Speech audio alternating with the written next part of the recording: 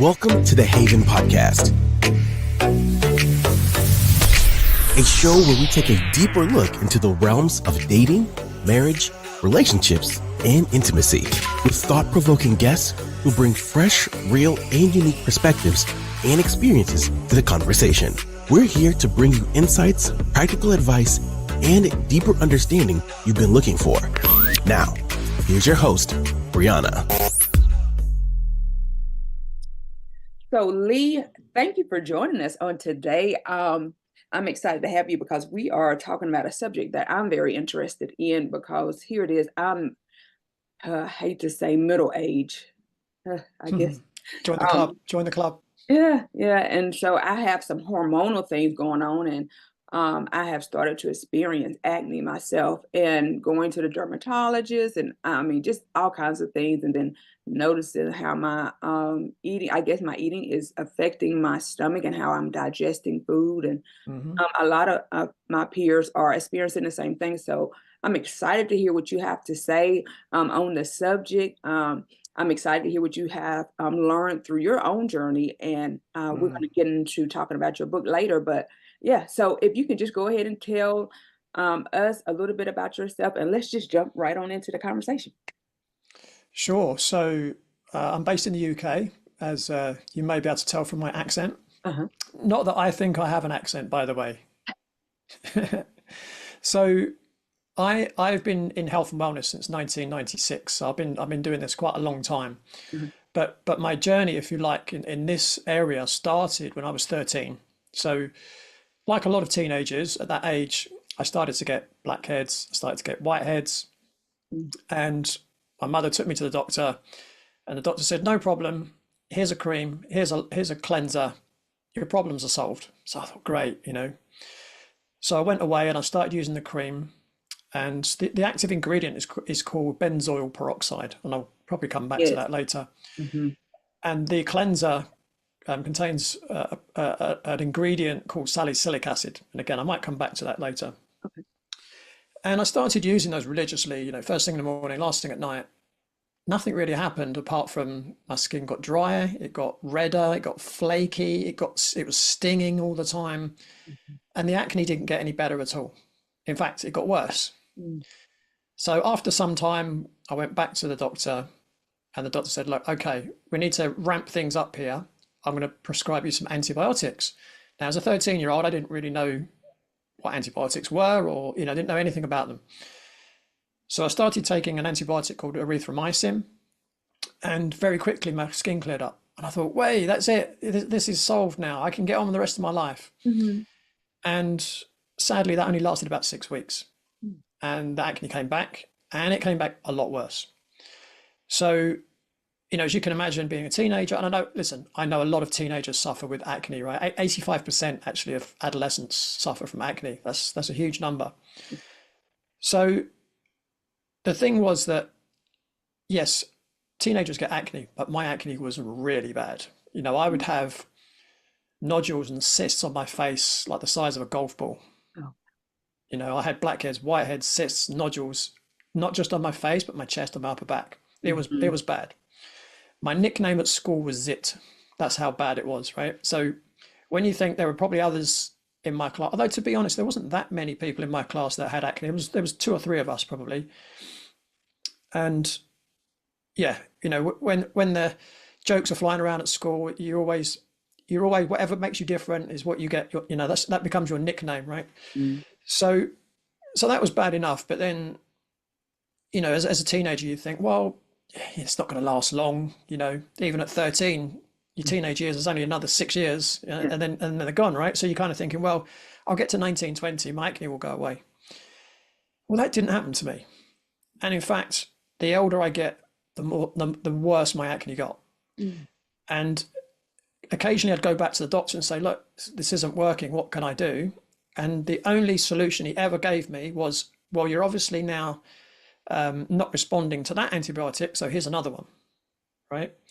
So in an 18-year period, all my doctor ever gave me was the cream, the cleanser, and different antibiotics. I probably went through about 6 different types of antibiotics, and I didn't come off them for 18 years, which you know, is a pretty dangerous thing to do. It's not a very healthy thing to do.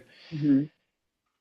So that was kind of my health journey. But what was happening at the same time, as you can imagine, it's really detrimental to your mental health. It really destroys your self-esteem. It really destroys your self-confidence. Mm-hmm. Now, luckily, it didn't really affect my school. I did well at you know, my exams. I was very sporty. I was very good at sport. Mm-hmm. So I did okay in that respect. Then I left school, but now you're getting into going for job interviews, Mm-hmm. and you're in relationships. And let me tell you, acne is not the best thing in the world to building your confidence when you're going for a job interview or if you're dating, right? So during my 20s, I don't know how many job promotions I missed out on because of my skin. Now, you can never know for sure whether it's that, but you feel quite often, you know, you might be 25, 26, 27, you've got a face full of acne, and you see people looking at you and they're thinking, well, this guy's a teenager. He clearly can't have the experience that he's selling, you know, even at a subconscious level, people are judging you because of your acne, right? Mm-hmm. And I know that there were a number of jobs that I knew I could have done far better than the person that got the job. And maybe it was nothing to do with my acne, but that's certainly how I look back and think was the case. So just from a financial point of view, potentially that could have cost me a lot of money because I wasn't getting these job promotions. But the other thing was that, you know, I'd be in relationships, and then when my skin got really bad, they would come to an end, right? Now, I don't blame any of my ex-girlfriends for that, right? I don't blame them, because I wouldn't be attracted to someone that had really bad acne. You know, some people might want to judge me for saying that, but that's the truth, right? And when you look at it from an evolutionary point of view, that makes sense, because you don't want to be attracted to a partner that's got a health problem, because you want to raise healthy, strong children, right? So that kind of makes sense. So that was my journey over 18 years. And then, so I started, how old would I have been? 27. I started working as a personal trainer. So I was working in IT. I switched to become a personal trainer.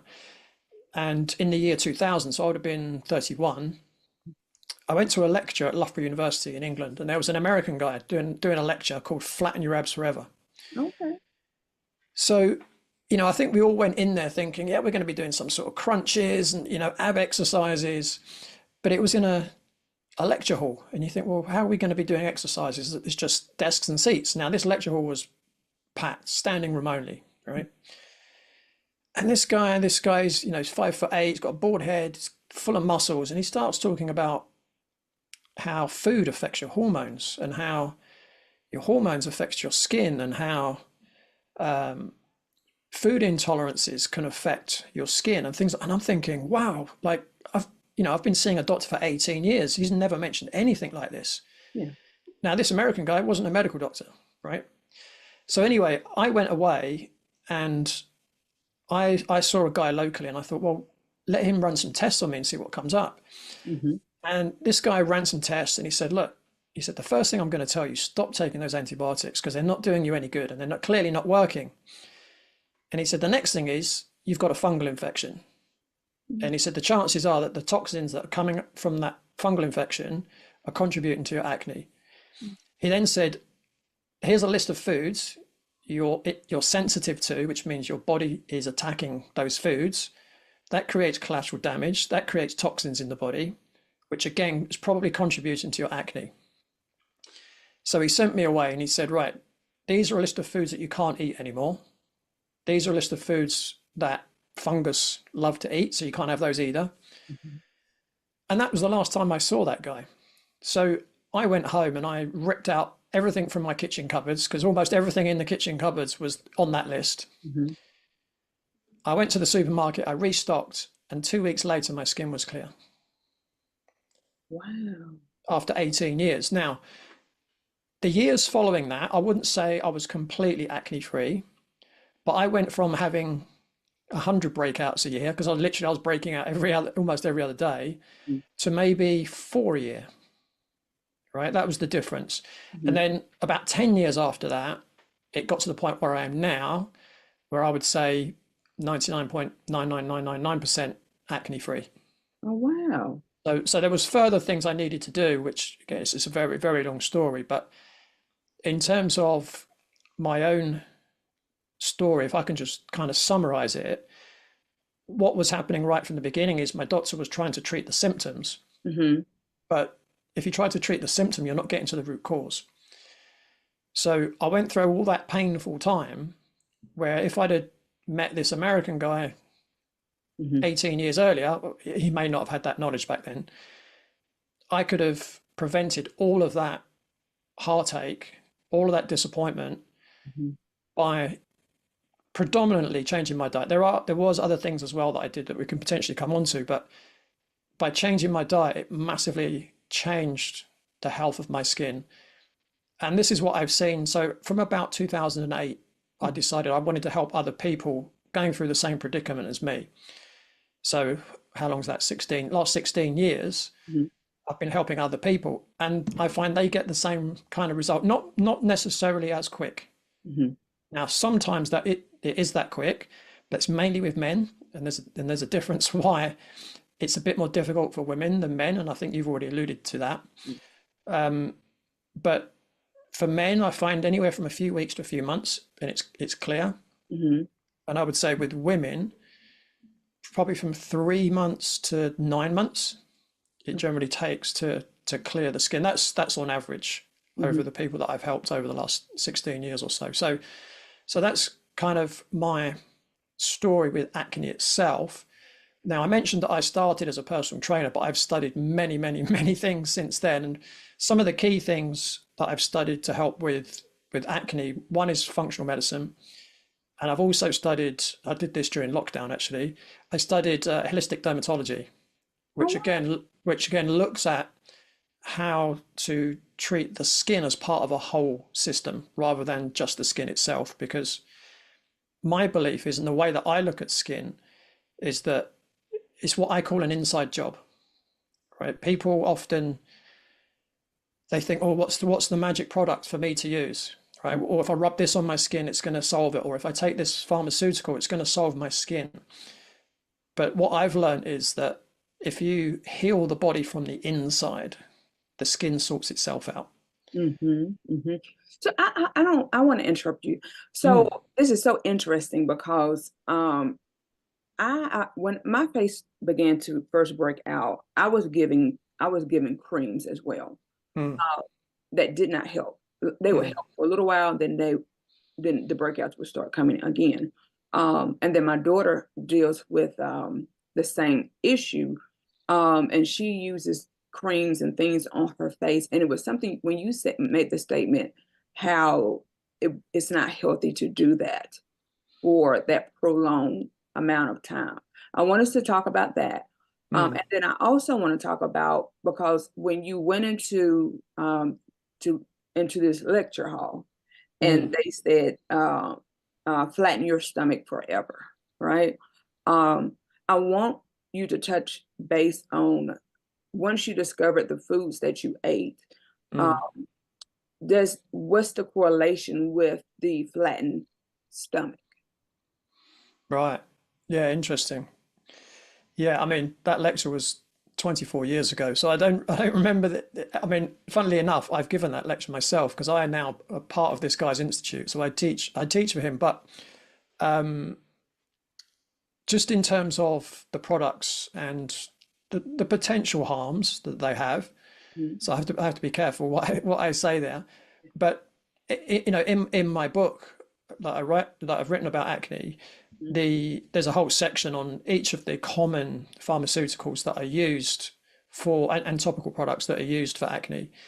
And I've quoted the UK's National Health Service for the potential side effects. So I've gone to an official source. I'm not making these up, right? But the most common topical product used normally contains an ingredient called benzoyl peroxide. So benzoyl peroxide is like it kills the bacteria. That's the plan anyway, right? It's meant to sterilize the skin in a way. Well, quite interestingly, I saw a report that came out last week, and benzoyl peroxide can break down, particularly when it's under heat. So again, if you think these things travel, you know, they could be exposed to heat at any time. The benzoyl peroxide breaks down, and one of the ingredients it breaks down to is called benzene. Now, benzene is a known carcinogen and has been linked to child leukemia as well.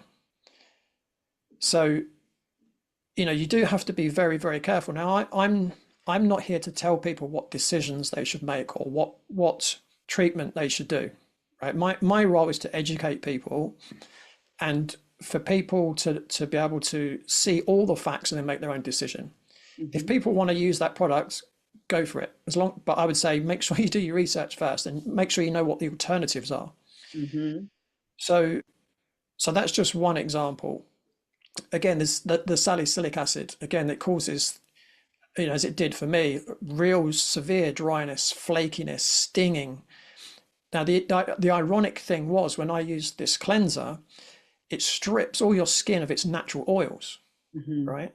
Well, oils, I'm sure we're going to come on to talk about, is one of the causes of acne, right? When your skin produces excess oil. Now, what I found was when I used this cleanser, it dried my skin so much, my body responded by creating even more oil. So my skin, even though it would be flaky and dry, but then it would be dripping with oil.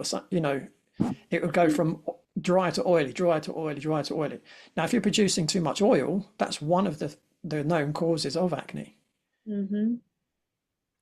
Now, obviously, antibiotics that I took, now, obviously, the problem there is that you can become resistant to antibiotics. So if you're ever in a life-threatening situation, or, you know, you might be going in for a routine surgery even, you might need antibiotics. But if you're now resistant to most antibiotics, like I probably am, right, that could cost you your life. Oh, yeah. I sat with someone in the hospital who was septic, and they almost died because they tried several different antibiotics. But I did notice that this same individual, they had an issue that the doctor kept giving them antibiotics. And they might be on antibiotics for half the year for this one problem. And they are very necessary in certain circumstances, and that's why it's really important that people don't become resistant to them. You know, we see, certainly here in the UK, I'm guessing it's the same in the US, there are antibiotic resistant bugs that are very prevalent in hospitals, and people often die from them. Right? MRSA is a, you know, probably the most well-known one. The other issue with antibiotics, and this is where we start to talk about the gut a little bit, is that they don't kill just the bugs that you want to kill. They kill all of the bugs. So in our body, we have good and bad microbes. Now, what tends to happen is when we kill let's, in inverted commas, the good bacteria, well, the good bacteria are there to protect us. Now, if we've taken our protectors away, now the nasty microbes can proliferate in your gut and elsewhere. And these, for want of a better phrase, pathogenic microbes, they release toxins, right? So, and again, toxins are also another one of the reasons why we get acne.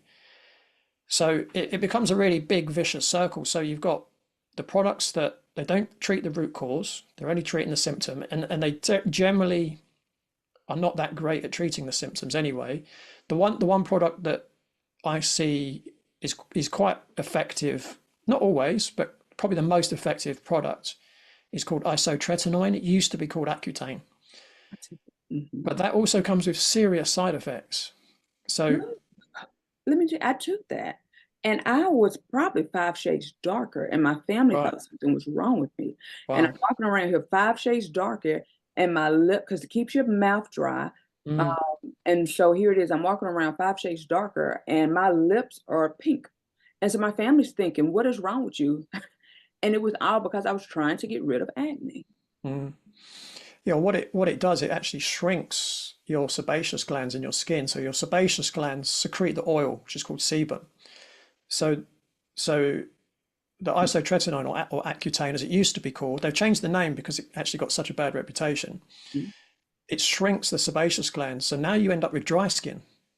and it's actually irreversible. So if you get to the point where your sebaceous glands have reduced in size and they're unable to produce enough oil for your skin, because it's there to lubricate and protect your skin, then you end up with dry skin for the rest of your life, and there's no way to reverse that. Now that's not one of the worst side effects. So again, I'm quoting the UK's National Health Service website. The most negative side effect is suicide. Really? Yeah. So there's lots of warnings. If you read the package insert, there's lots of warnings about if you feel suicidal, contact your doctor immediately, things like that. So, if I was a parent, I wouldn't want, my teenage child using that, even though it would be the best, most effective treatment. But then what are the consequences? So again, I'm not telling people what they should or shouldn't do. People need to make their own decision, but you need to be aware of what decision you're actually making. Yeah, because it's better to make a decision based off of information, an informed decision, just versus what the doctors tell you. Because I know I was never told about that side effect. I was told about all the other side effects, but that was the one that I was never told about. And that same medicine was recommended for my daughter. And luckily, thank the Lord that she only took it for a month. Because you have to take it, you have to, there's all these steps to it, and so she just couldn't. She was like, "Ma, it's too much. I don't want to do it." So I'm glad that she did decide, because she was young. Well, she's young now, but she was in school, and I couldn't have lived with myself, or not knowing that. Yeah, for sure. So do you want me to talk about how to flatten your ribs forever and how that relates to the? So in terms of the lecture. So the lecture is really saying, if you want to be healthy, if you want to be lean, you need to eat a healthy diet, right? Now, this is my saying, and I completely believe this, and some people can disagree with me if they want, but health and disease cannot live in the same body. Right? So when you optimize your health, you don't have any symptoms. And being overweight or carrying too much body fat is a symptom. Okay, so what the lecture really discusses is things like food quality. So making sure that you're eating foods that weren't grown in chemical pesticides and fertilizers, right? Eating whole foods, so not packaged foods, nothing that's been heavily processed. I suggest to people that eat foods where there's just one ingredient, right? If you eat an apple, there's one ingredient, it's apple. Right? If you eat chicken, there's one ingredient, it's chicken. Now, I remember being in San Diego a few years ago, and I was in Whole Foods, and I was buying some food for the week, and I picked up some ground beef, and I don't know why, for some reason, I flipped it to look at the back. Now, I would just imagine if it was beef, it would just be beef. So I flipped it over. It says beef and cane sugar. I was like, why is there sugar in beef? Right? So I put that back, and I found another one that didn't have sugar in it, right? So what I recommend for people to do is, as much as possible now, I know it can be difficult, people got busy lives and preparing food can be a challenge, but I talk about how you can prepare food in my book and in my coaching program for people with acne. But try as much as possible to eat or to buy foods that have got one ingredient. Try to cook as much food yourself as possible, because then you know what's in it. And if you're eating out, ask questions. If you're eating in a restaurant and you're just about to order something, ask the waiter about it. Is it being cooked in any vegetable oils or seed oils, which we know cause inflammation in the body, which can cause acne, as an example. But a lot of the same things that cause acne can cause obesity. Yes. Right. And this is another message that's really important that I try to get across to people, because I think people have been trapped in a paradigm when it comes to health. But what I say to people is, if you have acne, it's a blessing. Now, that might sound crazy to hear if you've got acne now. And I would have said the same thing when I had acne. If someone had said to me, "Oh, your acne, it's a blessing," I'd have said, "You're crazy. Like, how on earth can that be a blessing?" But the reason it's a blessing, it's the canary in the coal mine. It's a warning sign, right? It's like your engine warning light has come on your dashboard telling you there's an issue with your engine. Mm-hmm. And what you should do is take it to a mechanic and let him check the engine.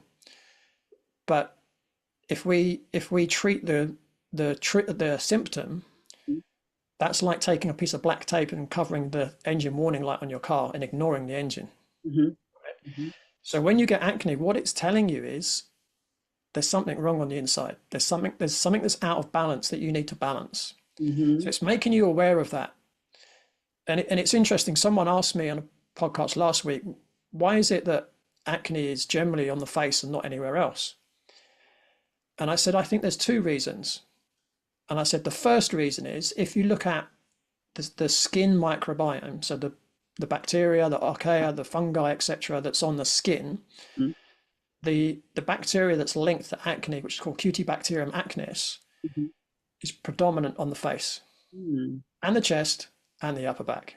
Yes, because that's when my daughter would get hers. But I was gonna ask you, about why does it come out? Because if her face might clear up, but then it will pop up in other areas of her body. So it's like was no winning this battle. Let me ask you this question.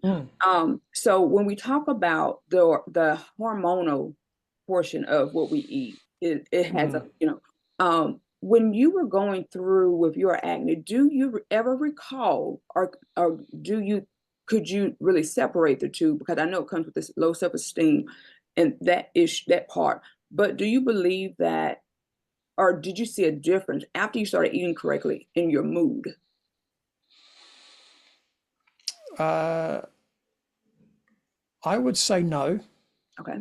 Now, the reason I say no, and obviously, again, there are differences between males and females. Males don't have a menstrual cycle. So, obviously the fluctuation of estrogen and progesterone affects his mood, right? We don't have that. We're simple beings, us men. And I'm generally someone that's very mentally, emotionally stable. I'm just one of those chilled out people, right? So what I did notice, this is what I did notice, and it's slightly mood related. I no longer suffered from these massive hunger pangs. I wasn't hungry all the time. I stopped craving food all the time. Because, and this is another thing that's really important with acne, but it's important with everything, but particularly with acne, is that you need to balance your blood sugar levels. What you want ideally throughout the day, yes, your blood sugar levels are going to go up and down when you eat and when you exercise, but you want it as balanced as possible, because when your blood sugar goes higher quickly, so let's say you had a very sugary meal, right?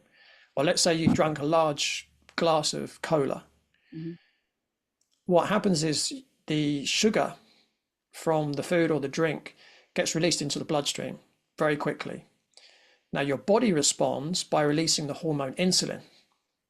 So the job of insulin is to get the sugar out of the blood because it's toxic. Sugar is toxic in the blood. So what it does, it stores it initially in muscle tissue and the liver.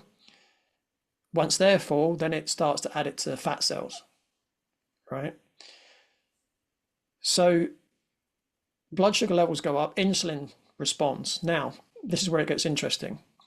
Insulin stimulates the sebaceous glands to secrete oil or sebum in the skin. And this is really the first mechanism of how acne actually happens. So if you've got an excess amount of insulin, there's another hormone linked to that called insulin-like growth factor 1. They both stimulate the sebaceous gland to secrete sebum or oil. The oil builds up, it blocks the pore. Now you've got a whitehead, blackhead, etc. Right? So that's one direct link between food and hormones and acne. But then there are other foods as well that do similar thing. Dairy is another one that will stimulate those same hormones. So the whole point of dairy is to feed baby mammals. So when you're a baby mammal, you want something that's going to help you grow very quickly, right? That's what dairy is for. Dairy is to stimulate growth. But dairy stimulates the sebaceous glands. It can also stimulate the production of skin cells as well. Really? So if you've got excess skin cells and excess sebum, that all gets sticky and it gets trapped in the hair follicle. Now, this is where it gets also even more interesting. So on our skin, we have bacteria, we have fungi, we have archaea, all these little microbes. But all the microbes, now, unlike the microbes in our gut, the microbes in our gut feed off of our food. They've got plentiful food supply, right? These are micro little beings, if you like. But on the skin, there's no food. So what do they eat? Well, guess what? They eat the oils from the sebum and they eat the proteins from the skin cells. So now when you've got an abundance of the oil and you've got an abundance of these skin cells, these bacteria can feast. Now it's party time for them. So now the Cutibacterium acnes bacteria is a beneficial bacteria on the skin. However, if there's too many of them, now it becomes a problem. And your immune system says, we need to calm this down. So now the immune system starts to attack these bacteria. Now you get inflammation. And what do you get with inflammation? You get redness, you get swelling, you get pain, right? So, and again, we've just really touched the surface here, but can you see how what you eat affects the hormones and the hormones affects the skin? Yes. And so, yeah, when you were talking about the milk thing, I was thinking, because my household, we've switched to almond milk. Okay. And I like oat milk for my shakes that I make. And so, I mean, do you think, are those a healthier option, or do you just say no form of? Well, everyone's different. So yes, I can give general advice a lot of the time, but sometimes it gets to the point where it becomes more individualized. So as an example, we all require different nutrients. So I don't recommend one diet to everybody, because if you look at us two, we look different. Yeah, we do. Right? We look different. We've got different genetic backgrounds, right? So why would we need the same nutrients if our ancestors ate completely different things? Right? So I just wanted to caveat my answer before I said that, and just to really suggest that when it starts to get down to the nitty-gritty of nutrition, it needs to be done on the individual level. And again, I teach people how to do that in my book and on my program. But what I would say is, because this is a bit of a nuanced question, from an acne point of view, most people, and again, I'm not saying everybody, most people will benefit from avoiding dairy at least for a period of time. Okay. Now, I eat butter, and I can eat butter no problem. If I had milk, even the best quality 100% grass-fed cow milk, yogurt, cream, anything like that, I could almost guarantee my skin would break out if I had enough of it. So I'm someone that probably I just can't go there. I mean, I might do occasionally, but I'll just say to myself, yeah, you have that, but next day or two, just be aware that you might have something appear on your face. Even now, I'm 55. That can still happen now. It's not because I'm not a teenager anymore, right? So getting back to your question, for someone that has acne, switching something for dairy is probably a good idea. You said almond milk at the beginning, right? Okay. So this is why it's nuanced. So what you need to be careful with things like almonds, and particularly almond milk. Now, plants have a toxin called oxalates, right? Plants can't run away. So the only way they can protect themselves is by producing toxins so that animals don't eat too much of their plant and kill them completely. Almond it comes from a nut. It's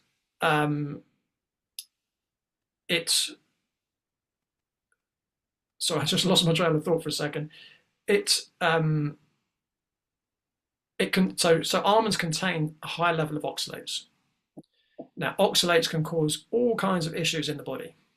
Okay, a lot of things like arthritis would be an example. And I'll quickly tell you a story. It's not technically directly related to oxalates, but it gets the story across.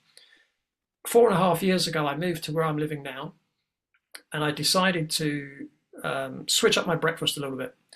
And I decided to have porridge oats and a protein shake for breakfast. Now, I used to eat for breakfast similar to what most people eat for lunch and dinner. Okay, so like, meat and vegetables, fish and vegetables, etc. So I switched, and I was a lot more hungry after breakfast. But I thought, you know what, I want to reduce the amount of animal foods I'm eating, so I'm gonna stick with it for a while. And I didn't put two and two together. After a little while, I started getting pain in my knee, and I play a lot of tennis, and it started to affect my tennis. And I could still train at the gym during the week, but the weekend I could play tennis, but not at 100%, and I'd be really sore for the next week, and then I'd play again. I'll cut a very long story short. After about 3 years, I decided to cut the porridge oats out of my diet. 3 weeks later, the knee pain had completely gone. Right? So I'm not suggesting that was oxalates. There are potentially other substances within the oats that could have done that. But it just shows how our individual we are and how we all respond differently. Because I'm not telling people not to eat oats, because most people eat oats with no problem at all. But for me, it caused a problem. So if I was coaching someone and that asked that question, okay, if I can't have dairy, what can I replace it with? Because that's the other important thing. If you're taking something out of your diet, make sure you're replacing it with something else. Okay. Equivalent to what you're taking out. Sorry, say that again. Would it be equivalent to what we're taking out? Or just something else? It doesn't have to be. Well, it has to be kind of similar in a way. It might, if you're taking out a protein or a fat or a carbohydrate, you want to replace it with something similar. But if someone said to me, right, if I need to cut out dairy, what can I replace it with? The first thing I would ask is, well, when do you have dairy? What do you have? Are you having a cereal? Is it in a coffee? What kind of dairy are you having before I can suggest ideas for replacing it? So just as an example, I tend to have coconut milk. Now, that's not high in oxalates, and it works for me. I know it works for me. But sometimes people have to do a bit of trial and error. And that's where, again, having someone to coach you through that process can be really useful. But certainly for someone with acne, I think you said oat milk as well. That would probably be better than almond milk for the reasons I said. And it would definitely be better than dairy if you've got acne. Now, for people that can tolerate dairy, I would say, yeah, if you can get a really good quality, 100% grass-fed cow's milk or even goat's milk or whatever it might be, go for it. I'm not saying people shouldn't have dairy, because some people can, and there's a lot of nutrients in it. But for most people with acne, you probably want to avoid dairy. So and I want you to tell us where we can find you on the web. I'm gonna post the link so you'll be able to find the links in the description. But I want you to tell us where we can find you, because I think this is really good. I have some people in mind, some men in mind that I really am excited about them listening to today's episode, because they deal with some of these issues that you have, you're helping us with, especially with the inflammation. I have someone that's in my congregation, and they're always dealing with arthritis. And I remember sitting there and I'm like, I think it's something. I said, I think you might need to change your diet. It just came to me. I think you need to change your diet. And if you change your diet, you'll start feeling better. So listening to you, I'm like, that's just confirmation that we really are what we eat. And we really need to start paying more attention to our bodies in order that we can live longer, right? And not just that, just so we don't have to worry about putting all our money into things that at the end of the day, it's not going to work. Or you're going to find yourself having to use it for the remaining of your life, because like you said, you're just treating the symptom and you're not treating the root of the thing. So, so tell us how we can find you, and give us an example quickly, if you can, of if we came into your office today, or if we contacted you, how would you walk us through a session with you? Okay, I'll answer that question first, and I'll tell you how you can get hold of me. Everyone's different. Mhm. So to give you, say, right, this is definitely what we would do. But let me maybe explain how I start with in my book, and when I have people on my coaching program. The first place to start is actually on your mindset, Mm. because no program is going to work, even if it's the best program in the world, if you don't do it. So where I tend to start with most people is to get really clear on why you want clear skin, right? Because people think, well, I'm going to go and see Leigh because I want clear skin, but people don't often understand the why behind that. That's good. And the other thing that's really important for me when working with people is getting them to think in a positive frame of mind, because we are programmed as human beings from a survival mechanism to Mhm. be pessimistic, to be negative, because as our ancestors, if they were walking across the plains of Africa and they look down and they think, oh, that's a stick, but actually it was a brown snake, right? If you're not pessimistic, is that a stick and is that a brown snake? And by the way, I've been in that position in Australia, I bet. and I chose the right decision. Good. Um, then if you think, oh, that's a stick, I'll pick that stick up, Mhm. you're dead in 30 seconds, Mhm. right? So from a survival point of view, we think negatively, but that doesn't serve us when we're trying to heal from acne. So I use psychological techniques to get people more positive in the way they think. But another key thing I get people to do is to understand where their potential obstacles are going to be for following the program.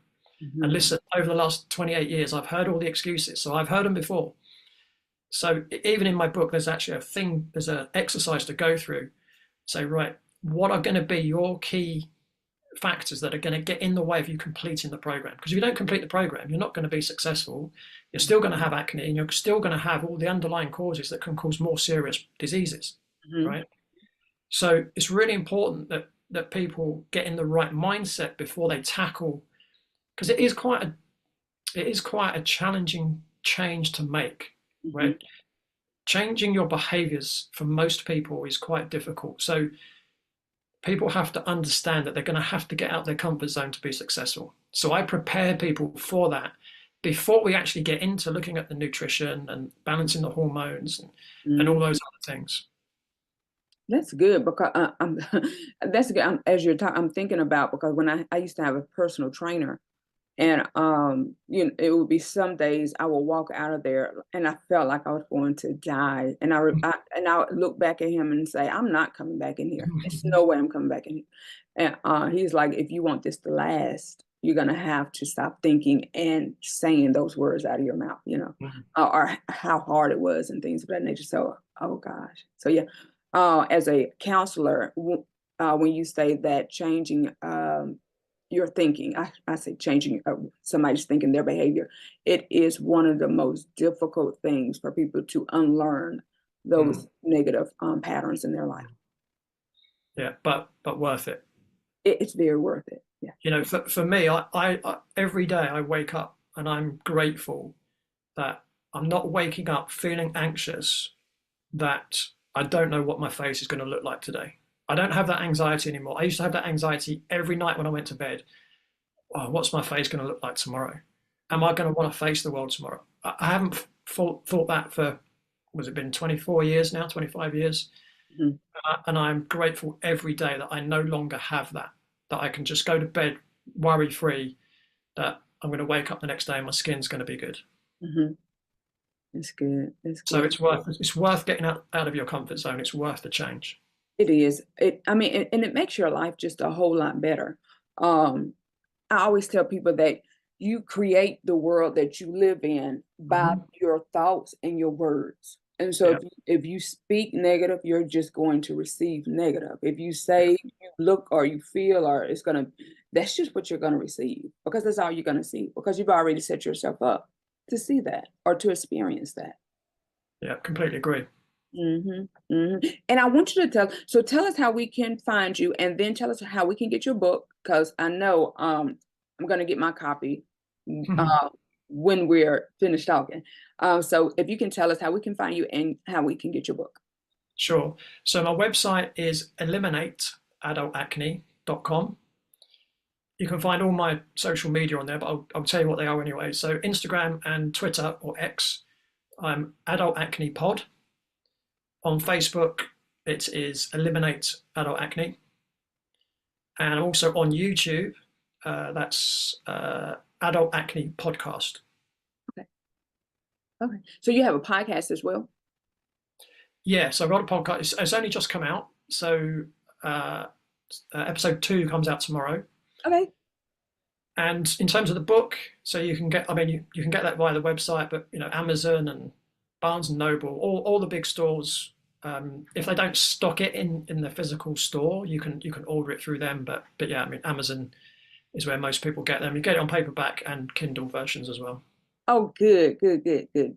Yes, I really thank you. I've learned so much. I've already been thinking about, I have a friend who's a very healthy eater, and so she's been on me, and so I have been thinking, I have telling my children that I said we really need to come off of eating so much meat, and I want to start growing our own vegetables and things of that nature. So this is just really solidifying the decision and the road that I'm heading on. So I really do appreciate you. I thank you for all your work that you have done. And I know that the listeners are really, really, really excited to hear this as well, because I know it's not just the acne that many of us need to consider why we need to switch up our eating. It's the fact that we are eating the wrong things, and it's affecting us internally, and so yes, I'm excited. And again, I thank you for joining us on this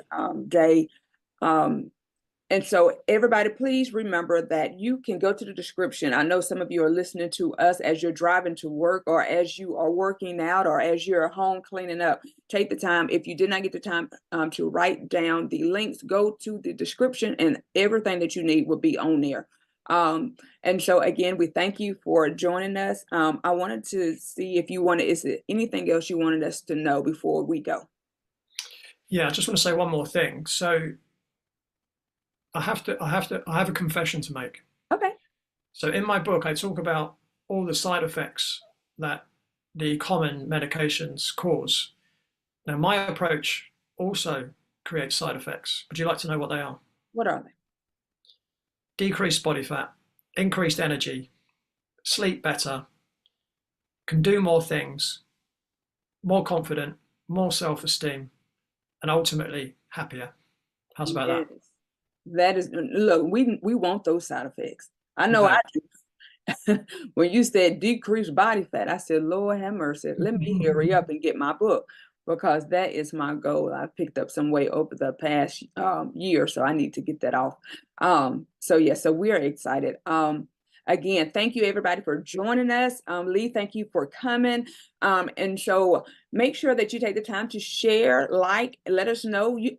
And I always like to give the listeners an opportunity to email questions if they have any questions. And so you guys know how to reach me, briannahedden@icloud.com. If you have any questions, please email those in to me, and I will do my best to forward them to Leigh if he doesn't mind. And he can answer those. Thanks for checking out this episode of The Haven Podcast with your host, Brianna. Be sure to like and comment on your favorite podcast platforms. And don't forget to subscribe and share so that you never miss an episode. Let us know where you're tuning in from. And as always, I love you. And until next time, remember, I'm always praying for you.